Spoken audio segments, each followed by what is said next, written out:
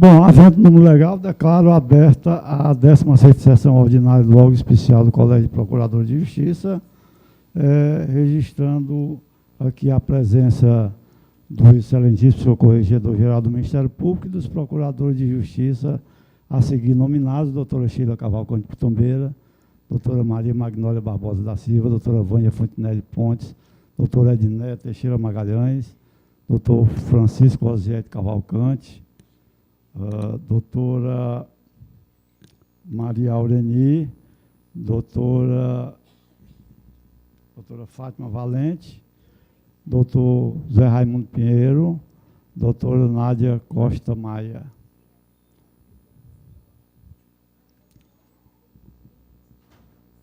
Totalizando 11 procuradores de justiça. Apenas ratificando, em vez da 16ª, 19ª sessão ordinária do órgão especial do Colégio de Procuradores de Justiça.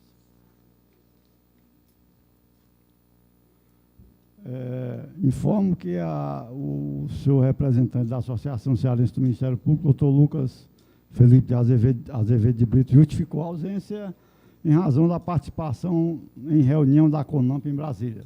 Tendo informado também que os membros da diretoria da CMP não puderam se fazer presentes por estarem em compromissos institucionais. Deliberação acerca das atas. Então, foram encaminhadas as atas da 17ª sessão ordinária e 18ª sessão ordinária. A ata da 17ª sessão realizada em 26/9, sessão ordinária, e a 18ª também de 26/9 de 2018. Então, ponho as atas em discussão. Alguém deseja fazer alguma observação acerca dessas atas? Ok, já fica ressalvado. Então, não havendo discussão, submeta à aprovação. Então, declaro aprovada as atas da 17ª e 18ª sessão ordinária. Distribuição de processo para julgamento. Vossas Excelências dispensam a leitura das matérias distribuídas para julgamento? Ok. Então, dispensadas as matérias, passemos aqui na sequência da pauta. Julgamentos, preferências. Doutor Maurício, senhor presidente e demais colegas, eu vou pedir licença para me retirar, anunciado o julgamento. Ok, doutora Neves. Ok. Muito obrigado, senhora. Bom dia e bom trabalho a todos. Doutora Nádia, muito pertinente a sua observação. Porque a providência administrativa foi.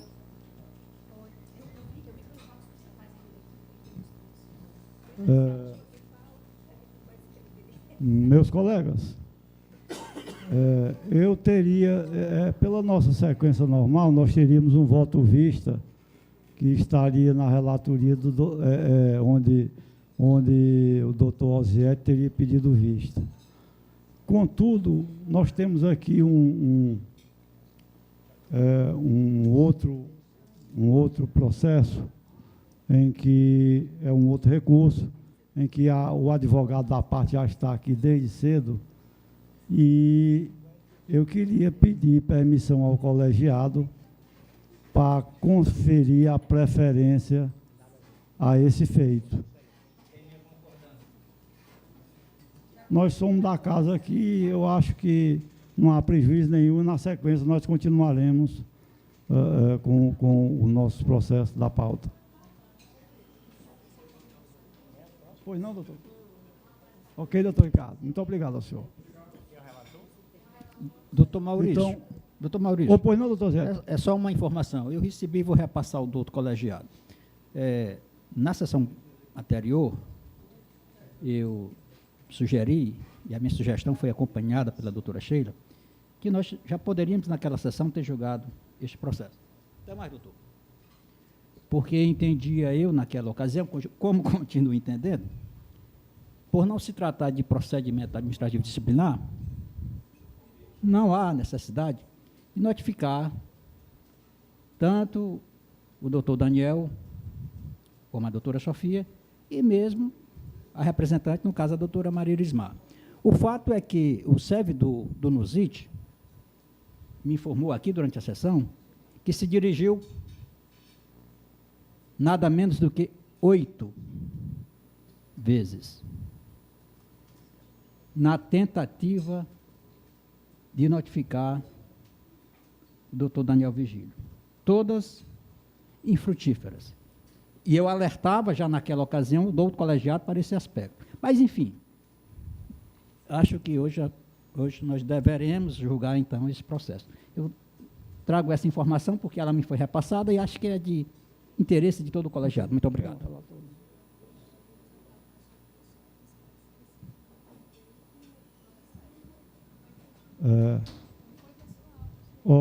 Assim, doutor Osete, a propósito que o Vossa Excelência está colocando, a nossa secretária aqui está informando que a intimação foi feita por hora certa. Então, Ok? foi cumprida a notificação, ainda melhor, porque não há de se alegar futuramente qualquer tipo de Ok. nulidade. Então, eu anuncio para julgamento processo número...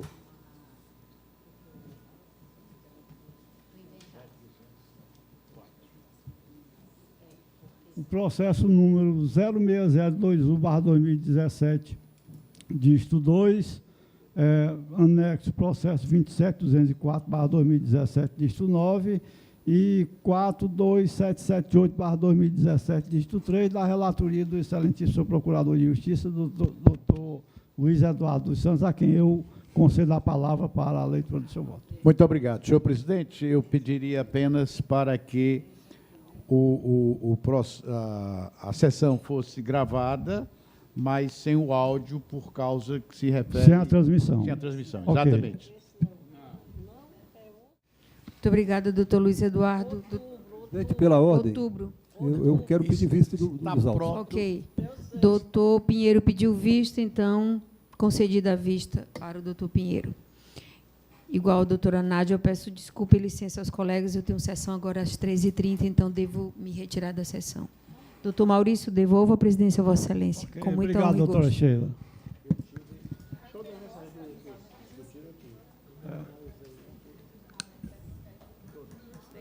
Doutora Nádia também vai sair? Houve já o julgamento, já?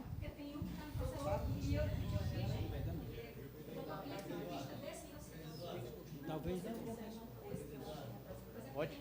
Não, o voto está aí. Viu? Ah, não, o voto eu tenho que mudar, né? Porque foi excluído.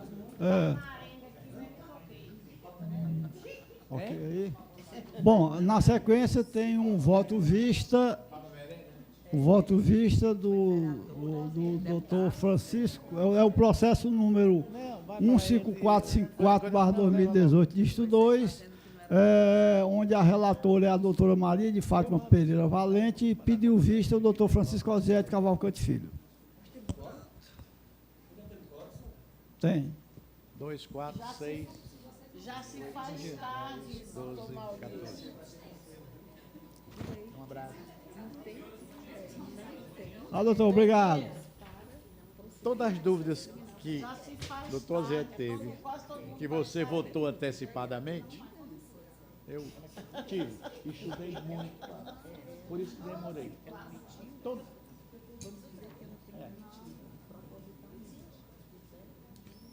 Mas tu passou um tempo na família também, né? Eu tenho até um Já. aqui para relatar. Então sabe disso um bocado. O regimento de... Doutor Osiete, já dei a palavra a Vossa Excelência. Doutor Maurício, os parabéns é Ah, só pois no não. final, né? Do Osiete ontem. Foi. E, aliás, ontem também foi o aniversário da Perpétua, nossa colega. Perpétua Nogueira Pinto? Ou, Perpétua Nogueira? Nogueira. Era. localizei, é porque é muito papel. Eu estava procurando voto vista, porque eu, inclusive, doutor Maurício, eu postei o voto vista no nosso plenário virtual. E esse voto vista, eu diria que foi uma construção coletiva, porque eu ouvi os colegas, conversamos muito, eu, inclusive, e a doutora Fátima também conversamos bastante.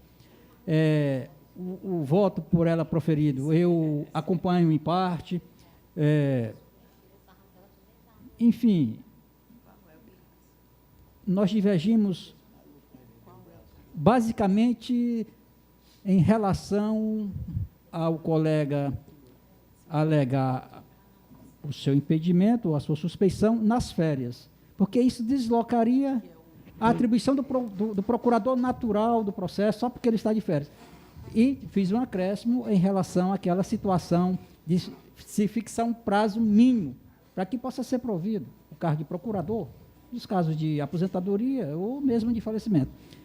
Como está no plenário virtual, e eu acredito que os colegas todos tiveram acesso ao plenário virtual, eu pediria aqui apenas para a gente ler a ementa. Ok. Claro, se a doutora Fátima também concordar dessa forma.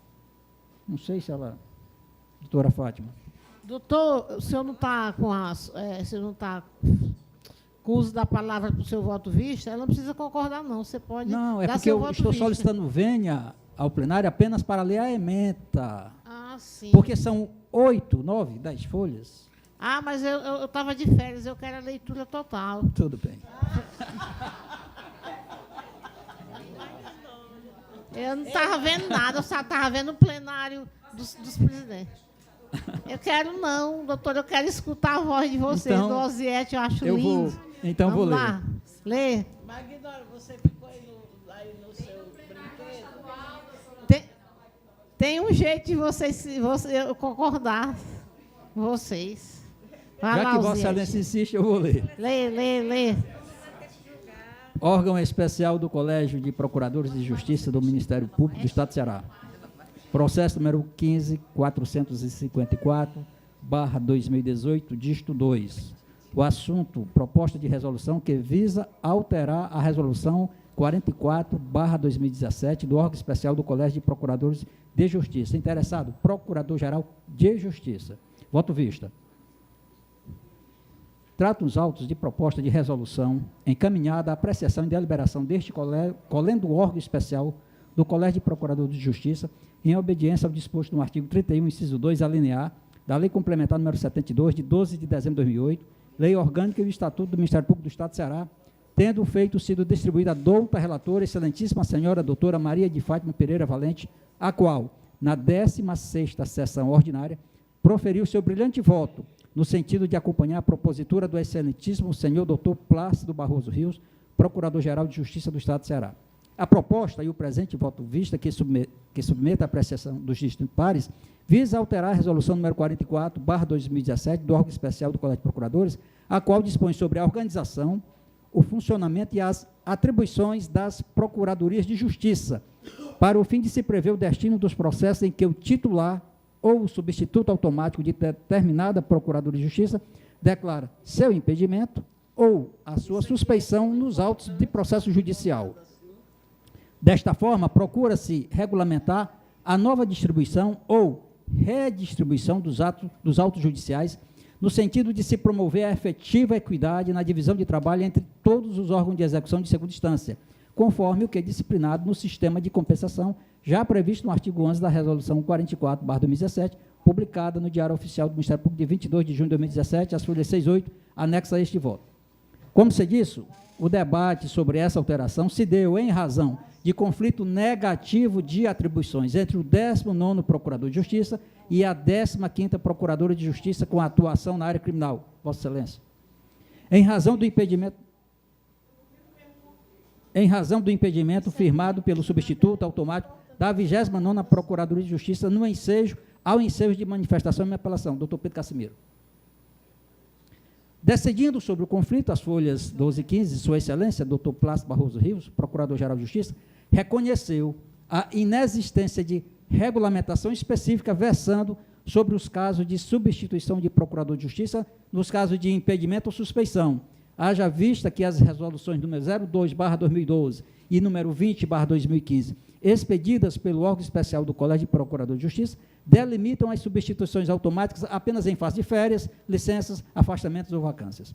De tal modo, determinou a chefia da instituição a redistribuição da apelação criminal que deu origem ao conflito negativo de atribuições ao 19º Procurador de Justiça, bem como determinou a remessa de cópia da referida decisão à assessoria de políticas institucionais, aqui eu abro aspas para dizer, a fim de que seja realizado estudo e minutada a proposta de alteração das resoluções 02/2012 e 20/2015 para incluir, entre as possibilidades de substituição automática, as situações de impedimento e suspeição. Fecho aspas e coloca a expressão SIC. Em decisão acostada à folha 18, o Procurador-Geral de Justiça acolheu a manifestação de sua assessoria de políticas institucionais, lançada às folhas 16 e 17, bem como a minuta que acompanha o parecer, submetendo em pós a órgão especial do Colégio de Procurador de Justiça para deliberação. O voto da eminente relatora acha-se ajujado às folhas 25 e 27, a qual, após ouvir a douta Comissão Permanente de Assuntos Jurídicos e Institucionais, folhas 23 e 24, pautou-se no sentido de acolher integralmente a proposta de resolução enviada pela chefia do Ministério Público. É o relatório, passa agora ao voto vista. Ok, doutor Zé, Vossa Excelência pode continuar. Inicialmente, devo dizer que fiz uma demorada reflexão sobre a proposta de resolução apresentada pelo Procurador-Geral de Justiça, o qual, após ouvir a sua assessoria de políticas institucionais, resolveu mandar ao egrégio órgão especial a mencionada proposição, que restou analisada de forma percussiente, no voto da douta relatora, do qual ouso divergir apenas por amor ao debate. O certo é que, diante da lacuna jurídica bem destacada pela relatora, torna-se necessário, de modo urgente, regulamentar a matéria, não na forma em que direcionado no voto da douta relatora, mas sim, com todo o respeito que devolvo à sua excelência, doutora Maria de Fátima Pereira Valente, com as alterações que venho propor a alteração da resolução 44/2017, haja vista a necessidade de se prever o destino dos processos em que o órgão de execução de segunda instância venha a declarar o seu impedimento ou a sua suspeição. A Lei Complementar número 72/2008 dispõe que os membros do Ministério Público, quando se declararem impedidos ou suspeitos, devem fazer a necessária comunicação ao Procurador-Geral de Justiça para efeito de sua substituição, não havendo, entretanto, definição na legislação da forma como tal deverá ocorrer. Existem duas resoluções, 02/2012 e 20/2015, expedidas pelo órgão especial do Colégio de Procuradores, que tratam sobre as hipóteses de substituição automática dos procuradores de justiça com atuação nas áreas civil e criminal. No entanto, e como muito bem posto pela nobre relatoria, tais dispositivos normativos prevêem a substituição automática dos procuradores de justiça apenas nos casos de afastamento, férias, licenças ou vacâncias, tendo deixado de incluir nesse rol os casos de impedimento e suspeição. A resolução número 44/2017, por sua vez, ao dispor sobre a organização, o funcionamento e as atribuições das procuradoras de justiça, restou completamente omissa quanto à redistribuição ou nova distribuição dos feitos em que o titular ou o substituto automático de determinada procuradora de justiça se declara impedido ou suspeito. Desta forma, venho propor a modificação da resolução 44/2017 para o fim de nela ser incluído artigo e parágrafo único sobre a necessidade de definitivamente se regulamentar essa matéria. Ressalto que o voto apresentado pela excelentíssima senhora doutora Maria de Fátima Pereira Valente criou o artigo 12 ao artigo 10 da resolução número 44/2017. Desculpa, foi erro. Material, já peço para retificar. Exatamente. Do artigo 10, exatamente. Para tratar dos impedimentos e suspeições dos membros de Procuradoria de Justiça, inclusive quanto ao substituto automático, em face dos afastamentos dos titulares, cuidando de nova distribuição dos autos nesses casos, conforme a proposta de alteração apresentada pelo excelentíssimo senhor Dr. Plácido Barroso Rios. Nosso voto vista é no sentido de retirar da redistribuição ou nova distribuição, como queiram, por sorteio, os casos em que os membros estejam apenas no eventual exercício, a exemplo de substituição de férias e ausências não prolongadas, licença paternidade, licença luto, licença tratamento de saúde por até 30 dias, etc. Ou seja, na substituição temporária ou provisória, o membro que estiver substituindo o titular, em caso de recebimento de processo em que esteja impedido de funcionar ou se declare suspeito, encaminhará os autos para o seu substituto automático. E, nessa hipótese, quando o membro titular retornar às suas funções, os autos lhe serão entregues face à prevenção anteriormente firmada, criando-se para isso um artigo autônomo, artigo 10, letra A, acompanhado de seu parágrafo. Então, em síntese, eu entendo, por meio deste voto vista, que o procurador substituindo o titular, ele não tem o direito, se estiver impedido ou se declarar suspeito, de retirar da titularidade daquele gabinete aquele processo. Ele envia para o seu substituto automático. Por outro lado, aproveitando-se o ensejo de alteração da referida resolução, e aqui vem um acréscimo, de logo procura-se estabelecer critério justo e adequado para a substituição em caso de vacância das procuradorias de justiça, seja por aposentadoria, seja por falecimento de seus titulares, acrescentando-se ao capítulo 5 um artigo 13, letra A, e um parágrafo único. Com essa preocupação, procuramos de logo sanar todos os aspectos que exijam os contornos de afastamento temporários, incluindo-se também os afastamentos definitivos da carreira do Ministério Público. O voto da nobre relatora, que cria o parágrafo 12 ao artigo 10, é o contrário, não é, doutora Fátima? Está certo agora? Que cria, o voto da nobre relatora, que cria o parágrafo 12 ao artigo 10 da resolução número 44/2017, para tratar dos impedimentos e suspeições dos membros de Procuradoria de Justiça, inclusive quanto ao substituto automático em face dos afastamentos dos titulares, cuidando de nova distribuição dos autos nesses casos, tem a redação em verbis. Vou ler. De acordo com o voto da doutora relatora, doutora Maria de Fátima Pereira Valente Salles. Artigo 10. Cria parágrafo 12. Sendo o titular ou respondente da Procuradoria de Justiça impedido ou suspeito para atuar no feito, deve encaminhar os autos para nova distribuição. Proponho com este voto vista a seguinte redação. E aí vem o artigo 10, letra A. Declarando o Procurador de Justiça seu impedimento ou suspeição, os autos serão encaminhados para redistribuição por sorteio aos demais Procuradores de Justiça da respectiva área. Até aí há um parcial acompanhamento do voto da relatora. Mas aí eu acrescento o parágrafo único para dizer: não incidirá o disposto no caput quando o Procurador de Justiça substituto automático do membro afastado afirmar seu impedimento ou declarar sua suspeição, devendo, nesse caso, portanto, o Procurador de Justiça substituto, devendo, nesse caso, os autos serem remetidos ao seu substituto automático na forma regulamentada na portaria de substituição das Procuradorias de Justiça. Caso concreto, aconteceu também comigo. O doutor Marcos Tibério é o procurador substituto automático da doutora Lúcia. O doutor Marcos Tibério recebeu um processo do gabinete da doutora Lúcia e funcionava nesse processo a doutora Flávia Alemão, que é sobrinha do doutor Marcos Tibério. O doutor Marcos Tibério determinou, mediante despacho, a redistribuição para uma das procuradorias criminais. Esse processo veio para mim. E eu lancei também um despacho monocrático, instaurando, aliás, na verdade, um conflito negativo de atribuição, e entendi lá no conflito que eu instaurei, que a doutora Magnólia, como é a substituta automática do doutor Marcos Tibério, esse processo deveria ir para o gabinete da doutora Magnólia, porque o doutor Marcos Tibério não poderia retirar o processo de atribuição de competência por prevenção da doutora Lúcia, porque ele estava impedido temporariamente, por 30 dias, do caso das férias dela. Esse é um caso concreto, mas tem outro caso concreto que exatamente resultou na instauração dessa nova proposta de resolução, que foi entre Vossa Excelência e o doutor Pedro Casimiro. Pensei que ele estivesse até aqui.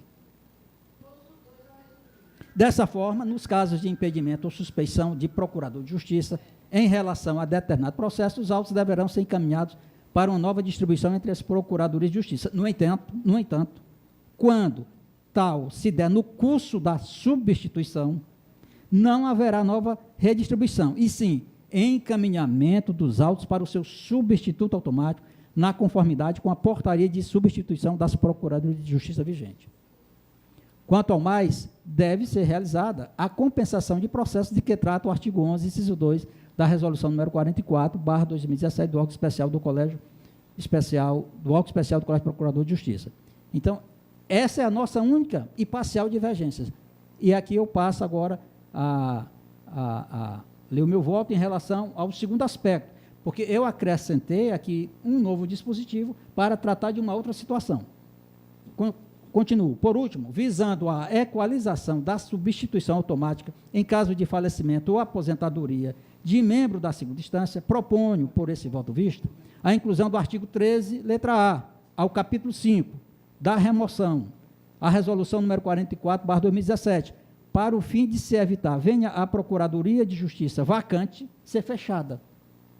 Era um costume isso acontecer. Bastava que um procurador de justiça fosse afastado, porque se aposentou, ou ocorresse o falecimento, e tem um caso aqui simbólico, que é a doutora Zélia, quando faleceu, a nossa nobre colega falecida, o gabinete foi fechado, e os servidores que lá estavam, pasmem, senhores, sequer tiveram acesso aos arquivos dos computadores do gabinete da falecida Procuradora de Justiça. Então, continuo.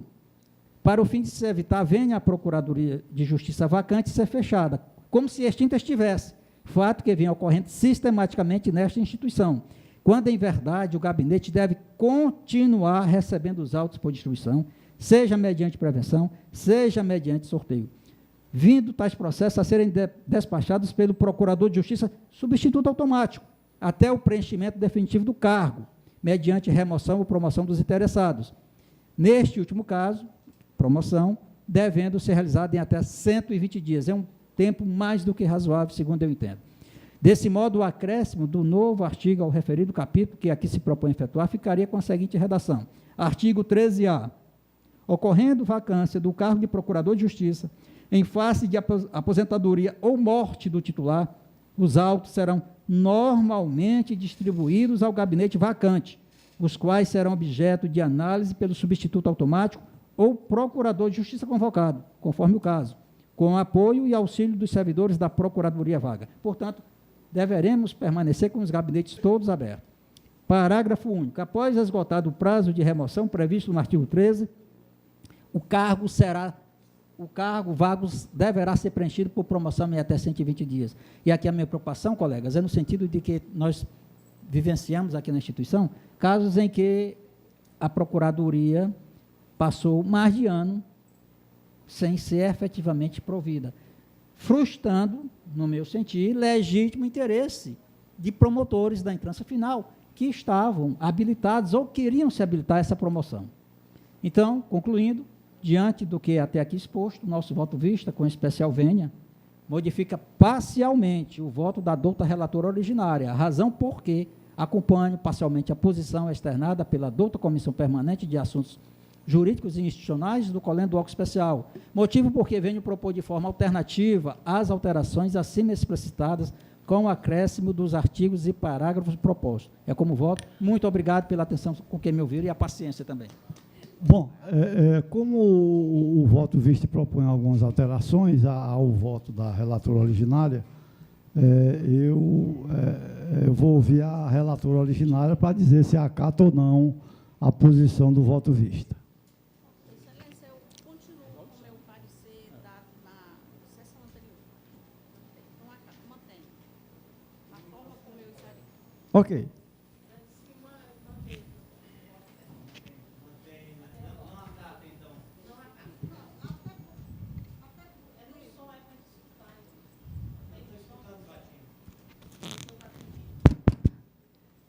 Eu mantenho o meu voto já exarado de sessão anterior, certo?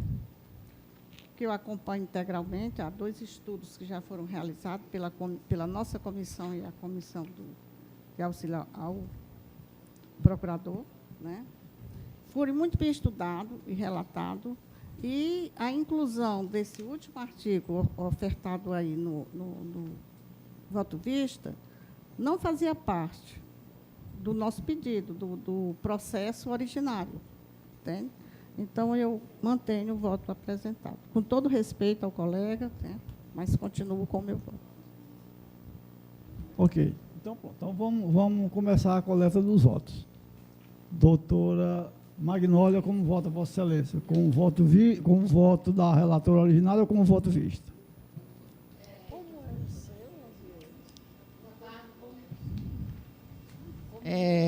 Com o devido respeito, eu aguardo o debate entre a doutora Aureni e o doutor Ziete.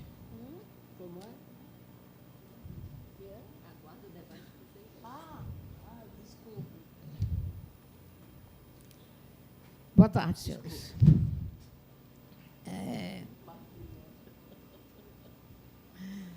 Com devido respeito, é evidente. Eu ouvi atentamente o voto vista e já tinha ouvido o voto originário, que participei da sessão anterior, quando a doutora Fátima Valente fez o seu relato e também votou. E fui parabenizada aí e agraciada. Realmente eu fico muito feliz com o voto do doutor Osiete, tá? Lido aqui, e bem explicado, bem melhor do que em fórum virtual, porque aqui a gente tem todos os detalhes por vindo do próprio relator. Jamais deixarei de ouvir um relator por causa de um fórum virtual, ainda mais durante minhas férias. Eu entendo que o doutor Osiete tem preocupação de estudos, estudos para melhorar, estudos para evoluir, tá? E também a proposta do procurador-geral é nesse sentido. Tanto que a senhora relatora foi com a proposta estando dentro da legalidade e da adequação. Eu começo a falar do voto vista exatamente na inovação que ele disse, artigo 13, letra A, da resolução, que ele falou a palavra remoção e disse dos gabinetes que se fecham. Ocorre que existe na Lei 72, que é uma competência do Conselho Superior do Ministério Público, uma competência prevista em lei, que o Conselho Superior do Ministério Público é o órgão que compete reconhecer a existência de falecimento ou qualquer assunto referente ao membro funcional, e ao Conselho Superior, ele reconhece isso, e é por isso que os gabinetes são fechados, que são entregues. Quando a pessoa falece, o gabinete aquele cargo deve ser entregue. Digamos que assessor não tem senha, quem tem é quem morreu, certo? Então, por isso, são fechados mesmo, para que se cumpra a lei em todo o Brasil, de que ao Conselho Superior do Ministério Público compete dar andamento nessa vacância e tomar as providências que lá lhe diz respeito. Inclusive, estabelece até um prazo, salvo engano, de 30 dias para o conhecimento e andamento dos demais trâmites que se refere a preenchimentos desses cargos ou ao montante que a gente chamaria do legado deixado no exercício do cargo pelo extinto, vamos usar a palavra extinto. Tá? Então, o Conselho Superior é uma competência dele. Então, não posso falar numa remoção desse tipo, de que automaticamente se estabelece um prazo de 120 dias para que o Conselho Superior, imagine, o órgão especial estabelecer um prazo de 120 dias, ou qualquer que seja o prazo. Quem estabelece prazo são leis. O órgão especial cumpre leis. Então, quem estabelece prazo são leis. Então, não há na nossa legislação um prazo, mesmo eu achando que é razoável, ou achando que está corretíssimo esse prazo, não há. Seria necessária uma legislação para colocar esse pensamento do colega Osiete lá na Lei 72, e para entrar numa atribuição do Conselho Superior do Ministério Público, órgão responsável, um órgão colegiado responsável pelo exercício funcional dos seus membros e as atribuições funcionais. Então, doutora Magnólia, me permita só uma parte? Pois não, excelência. Rápido, muito rápido. Pois não. Me parece que o ponto principal da proposta do doutor Osiete, eu quero deixar de lado e concordo já com a senhora sobre a questão de estabelecer prazos, é que não haja solução de continuidade no exercício daquela procuradoria. O Conselho Superior continua com a competência de proclamar a vacância e de constituir o preenchimento. Apenas ele está propondo, pelo que eu entendi, de que não haja solução de continuidade. Então, somente isso. Vou responder a Vossa Excelência. Essa competência, é claro que a gente vai ficar aguardando o Conselho, o prazo legal, e eu ia complementar o seguinte: o Ministério Público ele tem um Procurador-Geral de Justiça, é um cargo que é ocupado por um membro eleito. Então, compete a esse Procurador-Geral de Justiça tomar as providências necessárias para o andamento dos feitos ali. Ele compete como? A lei lhe permite baixar uma portaria para que aquele serviço tenha andamento. O serviço não pode ficar parado em canto nenhum, mas também é uma atribuição dada por lei, o artigo 12 da Lei 8.625, ao Procurador-Geral de Justiça dar andamento imediato de um processo. Esse andamento funcional independe até da pessoa estar extinta ou não. Às vezes a pessoa está de férias, às vezes a pessoa está em outra atribuição fora da sua comarca, certo? Por exemplo, vou dar um exemplo, já aproveitando até o eleitoral, digamos que um colega tivesse exercício do eleitoral em qualquer comarca aqui distante de Fortaleza, em Juazeiro, por exemplo, só como linguagem de exercício, e surgisse uma necessidade de andamento do processo ao qual ele fosse titular, então competia ao Procurador-Geral e compete ao Procurador-Geral dar imediato andamento. Isso, a Constituição Federal deu ao Procurador-Geral essa atribuição. Então, o Ministério Público ele tem mecanismo de andamento, não se fica nada parado, nada parado. Então, tendo vista a extinção da pessoa, o gabinete realmente deve ser fechado, o compete ao Procurador-Geral de Justiça, por lei, colocar em movimento aquele montante de feitos que ali ficou, mediante portaria, o ato, seja qual for o expediente administrativo que se a gente utilize. Então, compete a ele dar andamento dos feitos. Por isso, ele é presidente do Conselho Superior e do Colégio de Procurador e do órgão especial. Então, essa propositura do artigo 13, letra A, embora realmente ela seja assim... uma matéria pensada, ela encontra barreiras jurídicas. Então, por esse motivo, eu descarto essa colocação do doutor Osiete, realmente por barreira jurídica, exclusivamente em mexer em atribuições de Procurador-Geral de Justiça e mexer em atribuições do Conselho Superior do Ministério Público. A outra proposta que se refere aos impedimentos, realmente você vai dizer assim, por que não tem legislação nenhuma? A gente pode dizer assim, qualquer lei que eu pegue, a palavra impedimentos lá é omissa. Se eu pegar o Código de Processo Civil, tem a palavra impedimento, mas quem vai lhe substituir também está omisso. Se eu pegar a Lei 72, tem a palavra impedimento, mas também quem vai lhe substituir está omissa. Se eu pegar o Código de Processo Penal, tem a palavra impedimento. Agora, pergunta-se por quê? Porque é o seguinte, nada pode ser automático em direito. Citado aqui, houve o primeiro conflito de competência, negativa de competência, foi entre a minha pessoa e o colega relator, doutor Osiete, a mim colocado. No momento, eu disse assim, eu vou resolver por educação, mas não que eu concordasse. Resolvi em prol da sociedade, a gente tem que tomar as providências imediatas em prol da sociedade, e com impedimento ou não impedimento, não se pode trazer prejuízo ao cidadão. Então, por esse pensar, em primeiro lugar, o cidadão, foi que assim procedi no processo. Mas não pode, por quê? Porque o impedimento ele é pessoal. A pessoa se declara impedido, então eu mando automaticamente para o meu substituto legal, que é a proposta do colega, mas o meu substituto legal pode muito bem também se declarar impedido, certo? Por questão de foro íntimo. Aí o que fiz eu? Atrasei o processo 2 vezes. A lei é mais adequada com isso. Quem é o chefe? O procurador-geral. Para isso, ele bota um diretor de distribuição.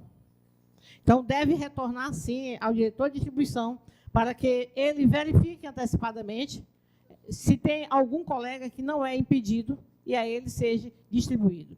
Ou ser feita a distribuição automática, ou feito qualquer coisa nesse sentido. Mas nós não podemos, só porque eu sou impedida, aí automaticamente o meu substituto é o doutor Luiz Eduardo, vai para você e faz. Não é assim. O doutor Luiz Eduardo também pode ser impedido. Ele pode dizer, não, eu estou substituindo, mas eu também sou impedido. Aí eu digo, e agora, José? E agora, José? Então, por isso que o Código de Processo Civil, o Código de Processo Penal, a Lei 72 e a Lei 8.625, elas não são omissas. Não são omissas. Existe determinado momento dentro do direito administrativo que compete a alguém, e no nosso contexto, ao Procurador-Geral, ou aos seus diretores, aos seus delegados, descobrir quem de forma imediata, não está impedido para fazer aquele feito. E claro que não há prejuízo de alguém deixar de fazer mais processo ou menos processo. Os processos são do mesmo parâmetro, tendo em vista que é feita uma compensação, como ocorre aqui nesse órgão colegiado, é feito sempre uma compensação. Então, eis a razão porque também encontro embate jurídico nesses questionamentos. Uma vez eu estava estudando com uns alunos meus na universidade, eu digo assim, dê um nó no pingo d'água. O que é dar um nó no pingo d'água? É você conseguir fechar a arte da dialética, a arte do direito. Então, não há como fechar, os impedimentos são isso, fazer a nossa função mesmo, ela é no sentido do diálogo e de se buscar soluções. Então, o impedimento deve continuar como está.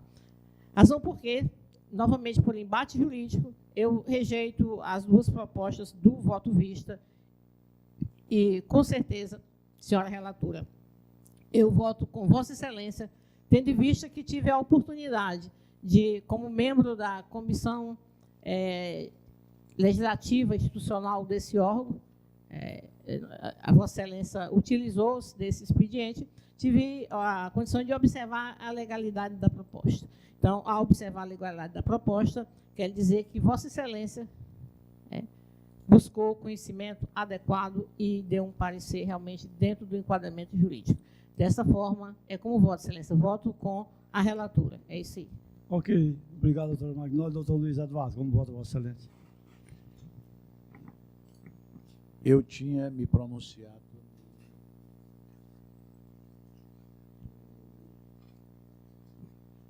órgão virtual. E tinha me pronunciado acompanhando as proposituras do doutor Ziete e do doutor, mas, diante das argumentações trazidas pela doutora Magnólia, eu peço desculpa e peço vênia para voltar atrás e acompanhar a doutora Magnólia no seu pronunciamento. É com o voto, excelência. Ok, doutora. Muito obrigado. Doutora Fantinelli. Pedido venha ao colega Osiete, e relator do voto vista, eu vou acompanhar a relatora originária. Ok. Obrigado, doutora Vânia. Doutora Edneia. Doutor Zé Wilson. Senhor presidente, eu acompanho o voto vista por entender que as duas providências sugeridas pelo doutor Osiete, na minha modesta opinião, não encontra óbice legal nenhum, até porque essa situação do fechamento dos gabinetes dos procuradores na vacância e no falecimento é uma situação que traz o prejuízo para a instituição e traz o prejuízo para a sociedade. E quando existe o falecimento de um membro da instituição, um membro promotor de justiça, não existe o fechamento daquela promotoria. A promotoria permanece aberta, vai um colega substituí-lo até ser provido o cargo pelo conselho. Então, a situação é exatamente a mesma coisa. O que se está pleiteando é que, havendo a vacância num cargo de procurador, não se permaneça com essa órgão de execução fechado, porque isso efetivamente traz prejuízo. Isso efetivamente traz prejuízo. E a gente sabe que o processo de maturação de uma promoção dessa, ele é um pouco demorado. Ele é um pouco demorado. Pela própria lei nossa, regente, nós temos, o Conselho tem 60 dias de prazo para baixar o edital para iniciar o processo de substituição ou de sucessão do membro. Então, só por aí vocês veem como existe um certo nível de demora nessa tramitação, nessa burocracia, que é necessária haver, mas também eu acho que a gente pode resolver o problema com a substituição imediata do colega, como já é feito nos outros impedimentos normais. Se eu entro de férias, se eu entro de licença, alguma coisa, já tem o procurador que fica lá substituindo. Por que isso não acontecer também no caso de vacância da Procuradoria? Então, eu acompanho o voto vista, pedido venha, a doutora Fátima e os demais. Senhor presidente, só para me corrigir, é porque era o doutor Osiete e o doutor Zé Wilson. Eu acompanhei os votos dele no órgão virtual. E agora, ouvindo a doutora Magnólia, eu reconsiderei e fico com a relatora. E isso me sugeriu e me surtiu uma dúvida que eu tinha há algum tempo.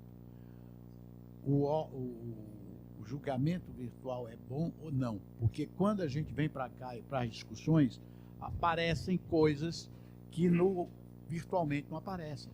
Por exemplo, não houve um pronunciamento dela nesse sentido. Aí eu fico relutante se esse julgamento virtual é tão bom, e ainda penso mais o seguinte: é realmente democrático? Ele não impede a publicidade dos julgamentos? Porque o que eu acredito que os jurisdicionados desejam é saber como os julgadores se pronunciam. E se os julgadores se pronunciam no órgão fechado, no órgão virtual, essa forma de perceber os fatos, essa forma de julgar os valores, fica muito restrito a gente. E a publicidade é uma coisa muito importante na área do direito público e na área do julgamento. Quando a gente faz o julgamento no órgão virtual, né, no plenário virtual, fica muito restrito. Peço desculpas. Quando o doutor Zé Wilson escreveu, primeiro doutor Oziete, doutor Zé Wilson, li, achei fabuloso. Não tinha ouvido o outro lado da doutora Magnólia. Quando a doutora Magnólia chegou aqui e fez essa explanação, eu digo, não, acho que ela tem razão. Eu fico meio receoso com referência ao julgamento virtual. Pode ser mais rápido, mas, a meu ver, peca contra a publicidade dos julgamentos, publicidade essa que é necessária, que é uma imposição da Constituição. Eu não sei como é que os nossos luminares lá no Supremo Tribunal Federal e no Superior Tribunal de Justiça aceitam um negócio desse, que para mim é uma forma muito clara de fugir da publicidade dos julgamentos. Muito obrigado por me permitir fazer essas elucubrações de ordem intelectual jurídica. E peço desculpa ao doutor Oziete e doutor Zé Wilson em retornar ao voto da relatora.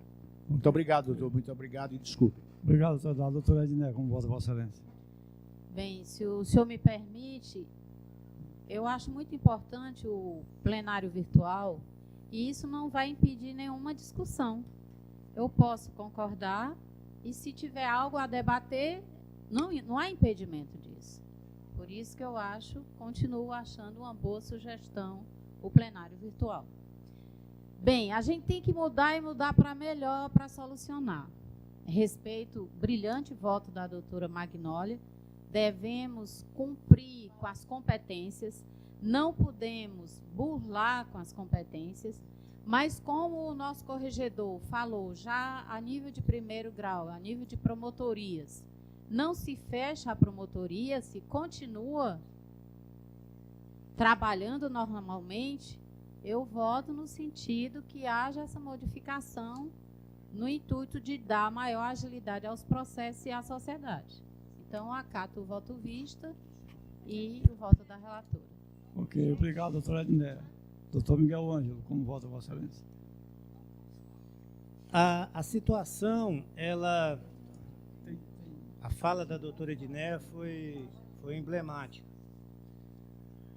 A proposta do doutor Ziete, a meu ver, não contraria em nada a legislação de regência em relação à competência do Conselho Superior do Ministério Público, que persiste, em relação à competência do Procurador-Geral de Justiça, que persiste, inclusive da ação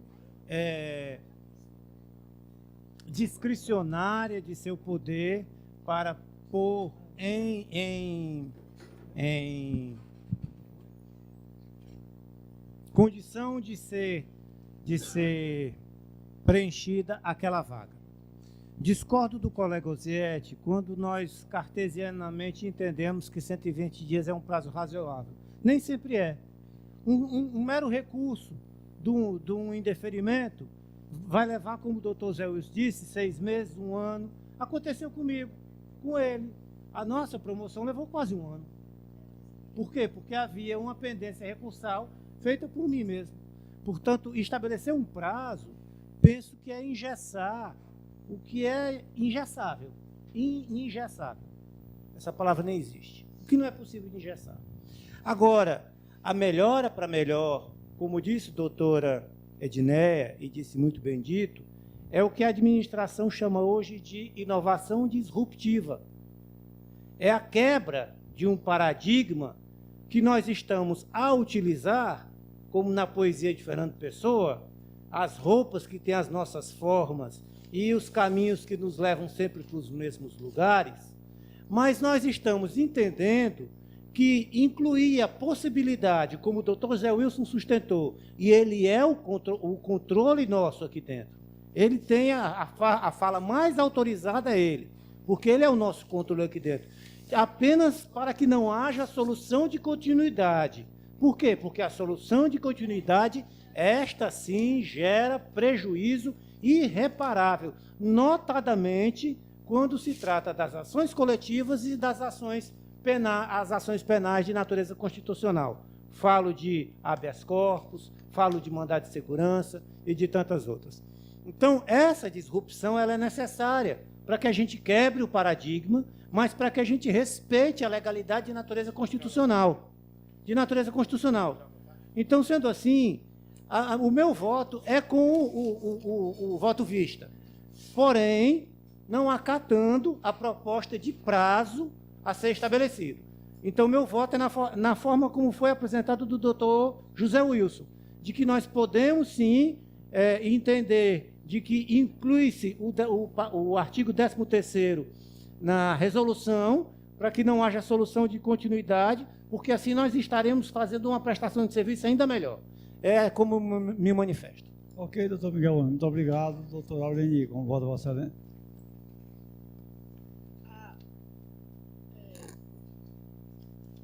Doutor Maurício, a proposta de resolução trata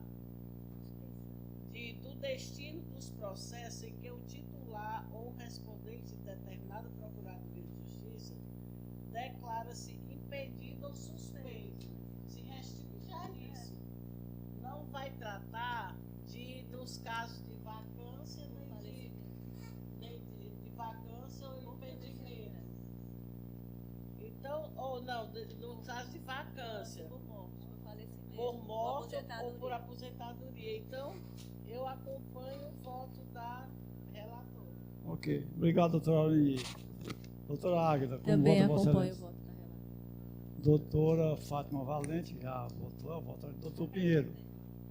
Senhor presidente, queridos colegas, eu fui o autor da suscitação dessa falta de atribuição para funcionar no processo que deu causa a este processo que hoje estamos julgando. Na minha modesta concepção, eu acho que nós estamos estabelecendo aqui um paradoxo institucional. Por que eu digo isso? Porque se eu tiro férias, se eu me ausento ocasionalmente ou não, se eu tiro licença, se eu me afasto por qualquer motivo, por até 30 dias, um colega vai me substituir, e esse colega que vai me substituir vai funcionar em todos os processos que seriam meus, chamemos assim. Todos os processos que me pertenciam, que me competiam, que me cabiam, ele vai funcionar. Todavia, no dia que eu me julgar suspeito ou impedido, esse colega não poderá funcionar. Isso, para mim, é um paradoxo intransponível. O colega me substitui em qualquer processo meu, mas no que eu for impedido, ele não pode me substituir. É como se fosse o impedimento do impedimento. Ele está habilitado a funcionar em todos os processos em que eu não puder, mas nesse, ele não poderá. Nesse terá que ser distribuído. Tem paradoxo maior do que esse. E o outro paradoxo é que o primeiro grau sempre foi o substituto automático, ao longo de toda a nossa história. E se me dissesse, não, vamos fazer isso, o doutor Miguel uma vez falava dessa história, porque mudar eu tenho que ter razões, não que eu não possa mudar. Claro que nós podemos mudar e evoluir faz parte. Se essa substituição automática apresentou um problema, ela teve um contratempo, ela teve uma intercorrência, nunca houve problema. Então, não vejo por que agora eu preciso fazer diferente. Então, não me parece razoável, não me parece coerente. Então, eu sempre entendi que Estando eu impedido ou suspeito de funcionar, quem tem que funcionar é o meu substituto automático.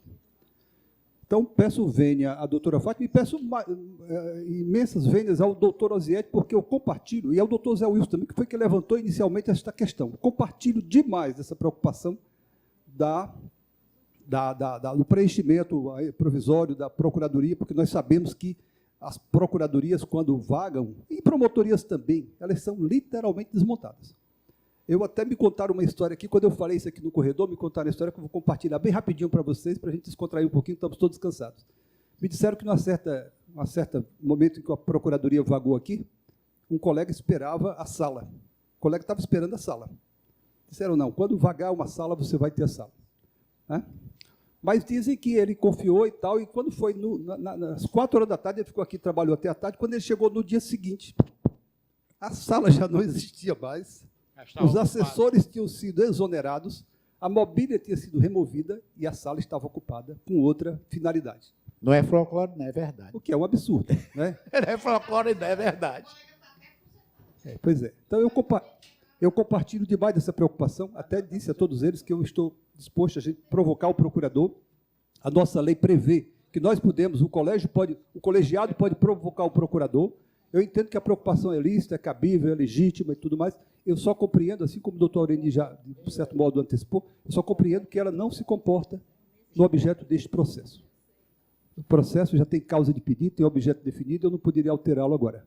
Então, quero pedir 1000 vênias à doutora Fátima Valente e ao doutor Osiete, e o meu voto é no sentido de que, em caso de impedimento e suspeição, a regra que deveria nortear a substituição deveria ser a substituição automática. É como eu voto, senhor presidente. Ok, obrigado, doutor Pinheiro. Bom, por um placar de 6 contra 6 votos a favor da tese da relatora originária, 4 votos a favor da tese do doutor Osiete e 1 voto, que é o voto do doutor Pinheiro, que não é nenhuma tese nem a outra. Aí seria uma coisa de se tentar uma alteração futura. Então, prevalecendo aqui, então, por maioria, é a tese da relatora originária. Ok?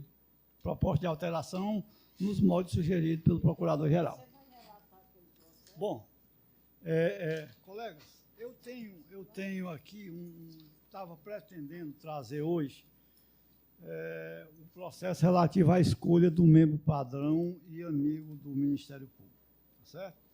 Estou aqui com o voto preparado. Agora, sim, eu acho que, como é uma escolha, de certa forma, tem uma relevância para a instituição, eu acho que não devo apresentar hoje, eu preferia apresentar com o colegiado, pelo menos com um maior nível de representatividade, para que a escolha que saísse daqui seja representar efetivamente a maioria, pelo menos uma significativa maioria do colegiado. Então, como o colegiado hoje já está assim, eu acredito que já passando muito pouco da maioria, eu estou comunicando que o processo está aqui, o voto está preparado, mas que eu vou deixar para trazer na próxima sessão, com prioridade. Ok? Mais alguma coisa aí, doutora secretária?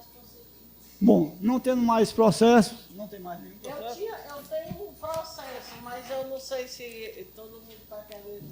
Não, deixa para É o regimento interno. Não, está na pauta? Está na pauta? Tá. Então, pronto, é o processo da doutora. Eu faço a leitura dinâmica. Tu vai querer ouvir todinho? Não, é porque é praticamente o que já foi aprovado aqui dos outros. O processo é o 5.973 de 2018-3. A interessada é a doutora Liduína Maria de Souza Martins, promotora de Justiça, e o assunto é a minuta do regimento interno da Secretaria Executiva das Promotorias de Justiça Criminais da Comarca de Fortaleza. Ok, então Vossa Excelência com a palavra para oferecer o voto. Certo. Então eu leio a minuta e o voto? Ou... Vossa Excelência fica à vontade, faz da maneira que entender. A minuta. Minuta de resolução, regimento interno da Secretaria Executiva das Promotorias de Justiça Criminais da Comarca de Fortaleza. Exame da proposta sobre os aspectos material e formal. Sugestões de modificações do texto. Consonância com a legislação que regulamenta o tema. Artigos 31, inciso 2, 3, combinado com artigos 66, 67 e item 9 da Lei Complementar 72 de 2008, com suas alterações, disposições da Lei Complementar Federal 95/98. Texto devidamente adequado pela homologação e publicação da proposta com as devidas alterações. Tratam os autos e procedimentos administrativos que versam acerca da minuta de regimento interno da Secretaria Executiva das Promotorias de Justiça Criminais da Comarca de Fortaleza, encaminhada pela excelentíssima promotora de Justiça e secretária executiva das Promotorias de Justiça Criminais, doutora Liduína Maria de Souza Martins, com o escopo de obter a aprovação deste egrégio colegiado nos termos do artigo 67, inciso 9 da Lei Complementar número 72 de 2008 e suas alterações. Já assinei a convocação. As folhas 3 e 4 consta a ata número 1, 2018, referente à reunião de aprovação do regimento interno da Secretaria Executiva das Promotorias de Justiça Criminais da Comarca de Fortaleza. A minuta do regimento interno encontra-se assentada as folhas 7 a 11 dos autos. O Estado de Regimento Interno conta com 23 artigos, todos visando a organização e estruturação da Secretaria Executiva das Promotorias de Justiça Criminais da Comarca de Fortaleza. As folhas 12 e 12 verso repousam o parecer da Assessoria de Políticas Institucionais, manifestando-se de forma favorável à aprovação do regimento interno, destacando não haver óbices legais, visto que apenas repete os termos de outros regimentos internos de secretarias executivas já aprovados pelo órgão especial. Em decisão de folhas 13, o Procurador-Geral de Justiça acolheu o parecer da Assessoria de Políticas Institucionais, manifestando-se de forma favorável à aprovação do regimento interno da Secretaria Executiva das Procuradorias de Justiça Criminais de Fortaleza. Em pós, os autos foram distribuídos por rodízio à minha relatoria com recebimento em 13 de março de 2018. Analisada a minuta do regimento interno, foi requerida a inclusão do feito em pauta de julgamento da 8ª sessão ordinária do órgão especial do Colégio de Procuradores, ocorrida em 25 de abril de 2018. Entretanto, revendo os autos, entendi cabível o envio para a Comissão de Assuntos Jurídicos Institucionais do órgão especial do Colégio de Procuradores de Justiça, para verificação do regimento interno quanto à legalidade e demais aspectos, bem como para a uniformização do texto, tendo como base o que for adotado em outros julgados. Em seguida, a comissão apresentou despacho com sugestões de alterações visando a melhoria do texto, bem como para adequação com as demais normas atinentes à estrutura e funcionamento do Ministério Público. Os autos retornaram para a minha relatoria para análise de sugestões e elaboração do texto. Aqui eu modifiquei pouquíssima coisa. Aqui o artigo de início convém registrar a competência do órgão especial para apreciação da matéria em debate, conforme Lei Complementar Estadual número 72 de 2008, com alterações da Lei Complementar que institui a Lei Orgânica e o Estatuto do Ministério Público do Estado do Ceará, Verdes. Artigo 31. Compete ao Colégio de Procuradores de Justiça, por ser um órgão especial, aprovar os regimentos internos da Corregedoria Geral, da Ouvidoria, da Escola do Ministério Público, das Câmaras de Coordenação e Revisão, da Junta Recursal, do Programa Estadual de Proteção e Defesa do Consumidor, excetuadas as competências do Pleno, do Colégio de Procuradores e Conselho Superior. O artigo 67. Caput e inciso 9 do mesmo diploma, por sua vez, preceitua que... Artigo 67. O secretário executivo das Promotorias de Justiça, dentre outras atribuições definidas por lei, compete elaborar o regimento interno da Secretaria Executiva a ser submetido ao Colégio de Procuradores. Resta evidente, portanto, a legitimidade da interessada para submeter a minuta de regimento de sua Secretaria Executiva à deliberação deste colegiado, assim como a competência deste órgão especial para sua análise e aprovação.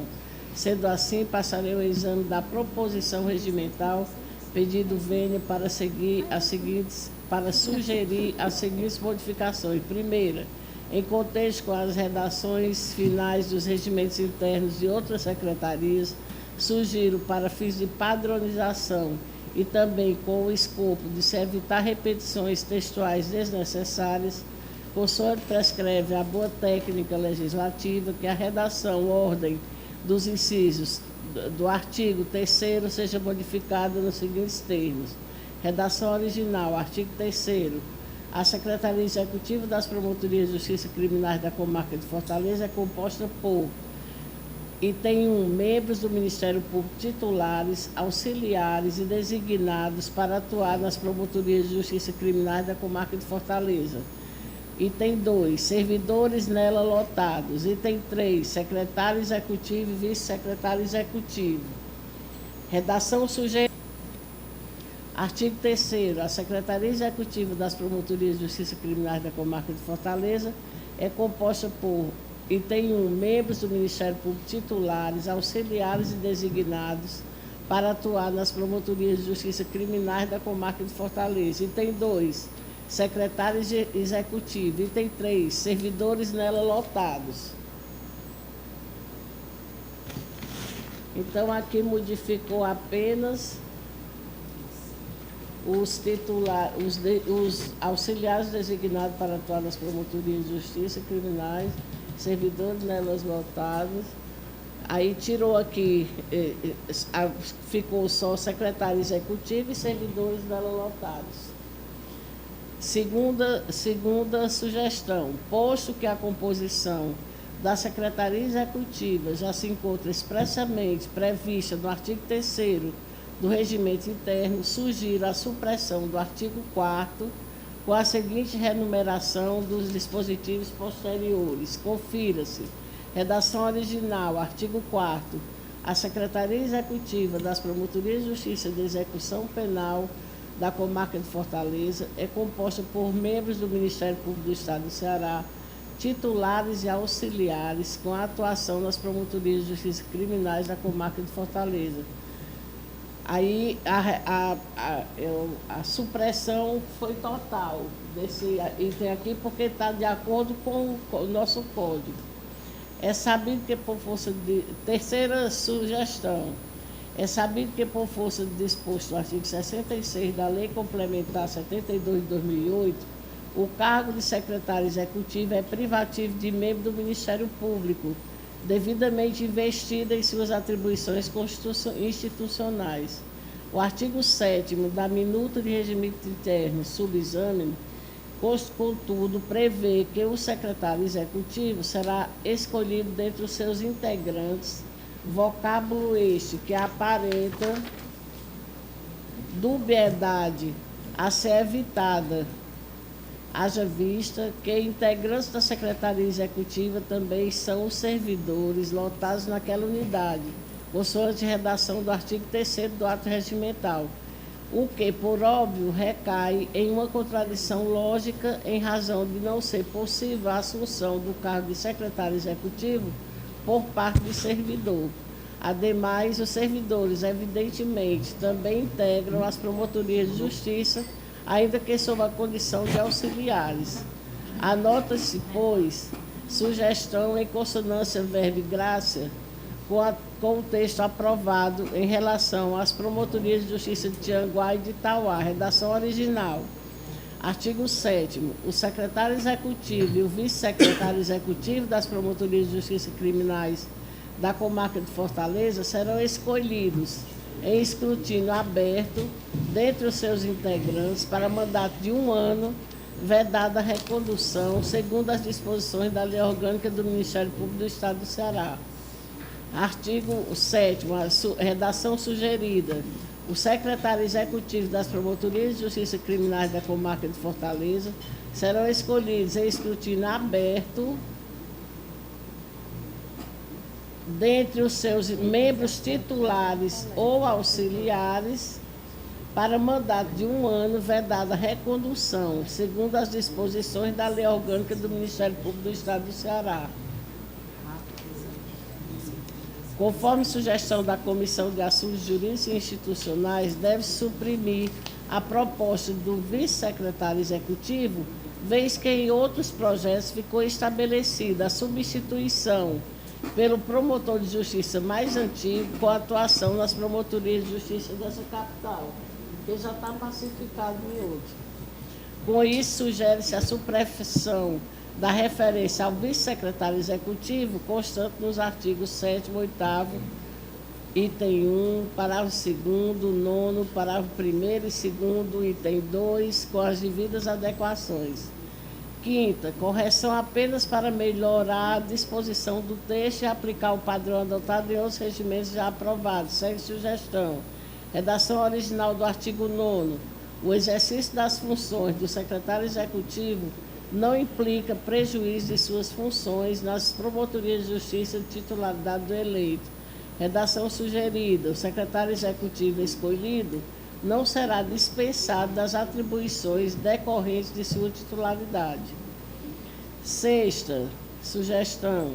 No bojo das atribuições do secretário executivo, sugiro as modificações a seguir, o que faço para fins de guardar coerência com os textos aprovados em relação a outras secretarias executivas. Redação original.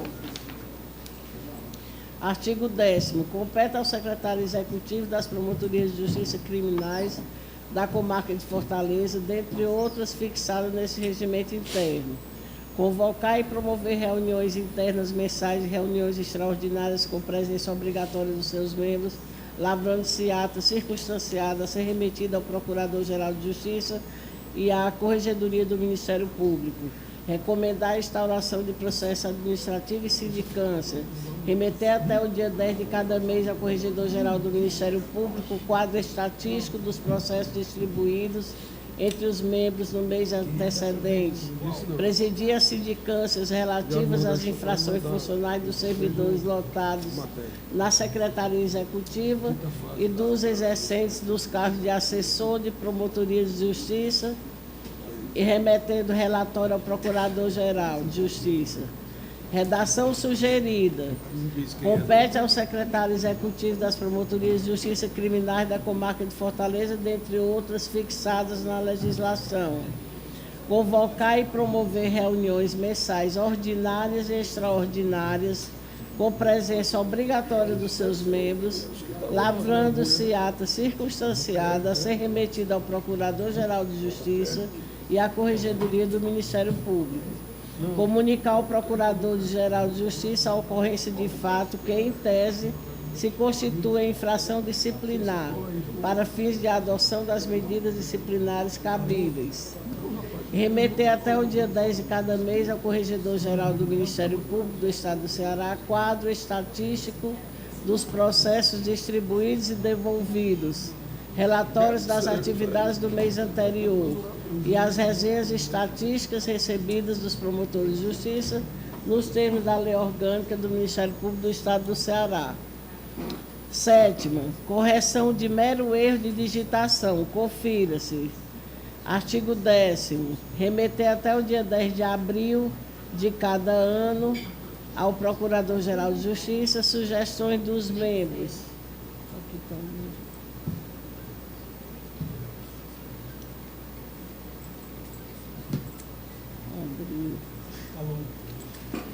Sugestões dos membros para a elaboração do plano anual de atuação do Ministério Público para o ano subsequente. Redação corrigida. Remeter até o dia 10 de abril de cada ano ao Procurador-Geral de Justiça sugestões dos membros para a elaboração do plano anual de atuação do Ministério Público para o ano subsequente. Oitava. Eu quero conversar com você para ver se havia condição de eu agendar essa reunião para a segunda-feira da próxima semana. Né? Conforme exposto anteriormente em outros regimentos aprovados por esse colegiado, adotou-se como substituto do secretário executivo promotor de justiça mais antigo no cargo, dentre os membros das promotorias de justiça criminais da comarca de Fortaleza, razão pela qual o artigo 11 passará com o seguinte texto: nas ausências, férias, afastamentos ou impedimentos do secretário executivo, assumirá a função o vice-secretário executivo e, na impossibilidade desse último exercer a função, será designado o promotor de justiça mais antigo no cargo, dentre os membros das promotorias de justiça criminais da comarca de Fortaleza, e, na sua falta, obedecer-se-á a ordem de antiguidade subsequente. Redação sugerida. Nos casos de afastamento ou impedimento do secretário executivo, assumirá a função mais antiga no cargo de promotor de justiça das promotorias de justiça criminais da comarca de Fortaleza. Parágrafo único. Na impossibilidade de assumir o promotor de justiça mais antigo, será obedecida a ordem de antiguidade. Nona, a experiência institucional nos permite sugerir que no texto do artigo 14 seja acrescentado o vocábulo data, a fim de se evitar eventuais e indesejáveis conflitos. Redação original. As reuniões ordinárias da Secretaria Executiva das Promotorias de Justiça Criminais da Comarca de Fortaleza ocorrerão mensalmente em local e horário a ser definida em convocação específica. Redação sugerida. As reuniões ordinárias da Secretaria Executiva das Promotorias de Justiça e de Execução Penal da Comarca de Fortaleza ocorrerão mensalmente em local, data e horário a ser definido em convocação específica. 10ª, acolhendo sugestão da Comissão de Assuntos Jurídicos e Institucionais, entende-se pertinente a alteração do texto do artigo 16, parágrafo 1º, conforme segue. Redação original. Artigo 16, parágrafo 1º. Havendo empate, a questão será dirimida pelo secretário executivo, devendo ser encaminhada ao Procurador-Geral de Justiça as questões ou demandas de sua competência institucional.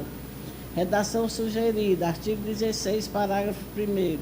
Havendo empate, a questão será dirimida pelo secretário executivo, devendo ser encaminhada ao Procurador-Geral de Justiça somente as questões ou demandas de sua competência institucional.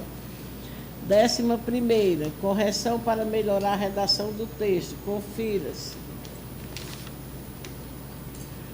Redação original, artigo 19. As reuniões entre o secretário executivo com os servidores e colaboradores poderão ocorrer a qualquer tempo em horário de expediente normal, independentemente de convocação. Redação corrigida. Artigo 19. Doutora Aureni, se me permite, por que a doutora não lê só a redação corrigida? Final? Certo. Tá Porque bom. são Já tá todos no... iguais. Né? Tá Já sei que certo. já está bem pertinho, foi decorar isso aí. As reuniões entre o secretário executivo e os servidores e colaboradores poderão ocorrer a qualquer tempo em horário de expediente normal, independentemente de convocação.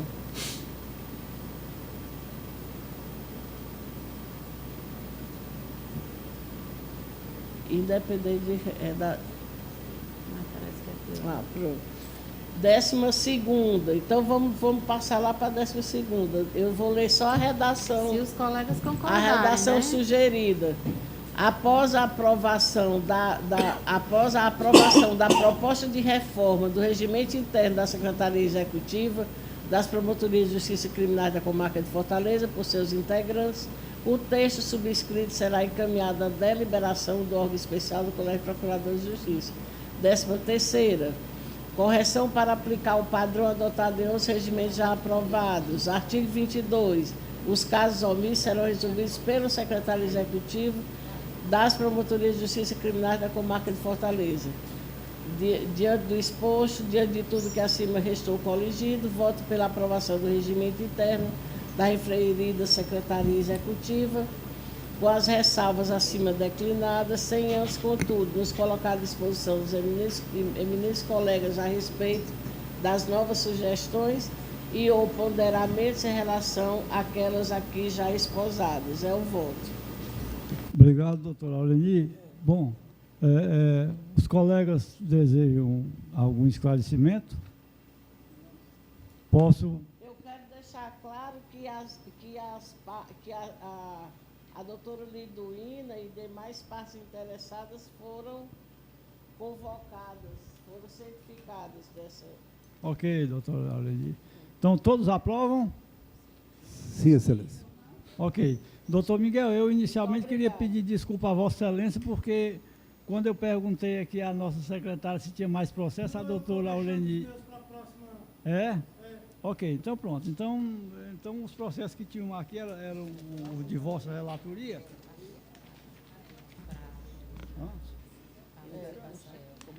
Pronto, então ficam os dois processos de Vossa Excelência, ficam para a próxima sessão, juntamente com o meu, que é a escolha do mesmo padrão e amigo do Ministério Público. Bom, não tendo mais processo para ser julgado, comunicações. Doutora Magnólia, Vossa Excelência tem comunicações? Doutor Luiz Eduardo. Senhor presidente, eu queria sugerir e pedir uma moção de voto de pesar pelo falecimento do pai da doutora Lúcia. E, ao mesmo tempo, eu queria sugerir a moção de parabenização da doutora Guirlanda, mulher do Paulo Francisco Banhos Pontes, nosso colega, que é o aniversário dela hoje. Ok, todos concordam? Sim. Ok, então, expedientes a cargo da Secretaria.